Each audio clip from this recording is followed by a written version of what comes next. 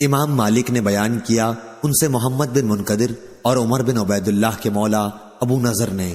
ان سے عامر بن سعد بن ابی وقاص نے بیان کیا، اور انہوں نے عامر نے اپنے والد سعد بن ابی وقاص رضی اللہ عنہ کو اسامہ بن زید رضی اللہ عنہ سے یہ پوچھتے سنا تھا کہ طاعون کے بارے میں آپ نے آن حضرت صلی اللہ علیہ وسلم سے کیا سنا ہے؟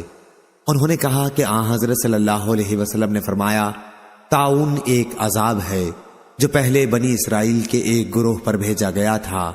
یا آپ نے یہ فرمایا کہ ایک گزشتہ امت پر بھیجا گیا تھا، اس لیے جب کسی جگہ کے متعلق تم سنو کہ وہاں طاعون پھیلا ہوا ہے